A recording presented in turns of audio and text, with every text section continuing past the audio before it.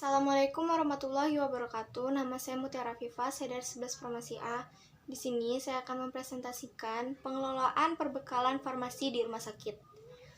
Tahapan pengelolaan perbekalan farmasi di rumah sakit menurut Permenkes nomor 58 tahun 2014 tentang standar pelayanan kefarmasian di rumah sakit ada 9. Yang pertama, pemilihan. Yang kedua, perencanaan kebutuhan. Ketiga, pengadaan. Keempat, penerimaan. Kelima, penyimpanan. Keenam, pendistribusian. Ketujuh, pemusnahan dan penarikan. Kedelapan, pengendalian. Dan yang terakhir, yang 9, administrasi. Jadi, saya akan menjelaskan satu persatu maksud dari tahapan-tahapan yang telah saya sebutkan tadi. Yang pertama ada pemilihan. Pemilihan adalah kegiatan yang dilakukan untuk menetapkan jenis perbekalan farmasi sesuai dengan kebutuhan. Pemilihan dilakukan berdasarkan formularium rumah sakit dan standar pengobatan atau pedoman diagnosis dan terapi. Pemilihan tersebut disusun oleh tim farmasi dan terapi atau TFT yang ditetapkan oleh pimpinan rumah sakit yang mengacu pada formularium nasional. Yang kedua ada perencanaan kebutuhan. Perencanaan kebutuhan merupakan kegiatan yang dilakukan untuk menetapkan jumlah dan periode pengadaan perbekalan sesuai dengan hasil kegiatan pemilihan untuk menjamin terpenuhinya kriteria tepat jenis, tepat jumlah, tepat waktu, dan efisien. Pemilihan dilakukan untuk menghindari kekosongan obat dengan menggunakan metode yang dapat dipertanggungjawabkan dan sesuai dengan dasar-dasar perencanaan. Yang ketiga ada pengadaan. Pengadaan merupakan kegiatan yang dimaksudkan untuk merealisasikan perencanaan kebutuhan.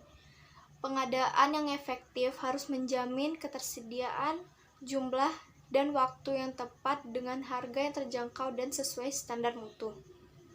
Yang keempat ada penerimaan. Penerimaan merupakan kegiatan yang dilakukan untuk menjamin kesesuaian jenis, spesifikasi, jumlah, mutu, waktu penyerahan, dan harga yang tertera dalam kontrak atau surat pesanan dengan kondisi fisik yang diterima.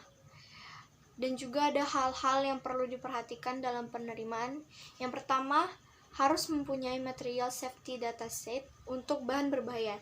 Yang kedua, harus mempunyai sertifikat asli untuk alat kesehatan. Yang ketiga, harus mempunyai sertifikat analisis produk. Yang kelima, penyimpanan. Setelah barang diterima, perlu dilakukan penyimpanan sebelum dilakukan pendistribusian.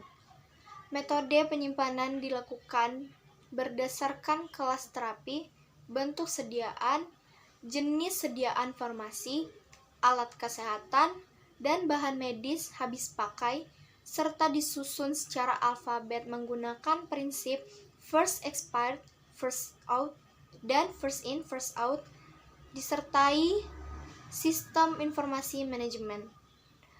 Penyimpanan sediaan farmasi tidak boleh ditempatkan secara berdekatan dan diberi penandaan khusus untuk mencegah terjadinya kesalahan pengambilan obat.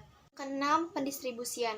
Distribusi merupakan suatu kegiatan yang dilakukan dalam rangka menyalurkan atau menyerahkan perbekalan farmasi dari tempat penyimpanan sampai kepada unit pelayanan atau pasien.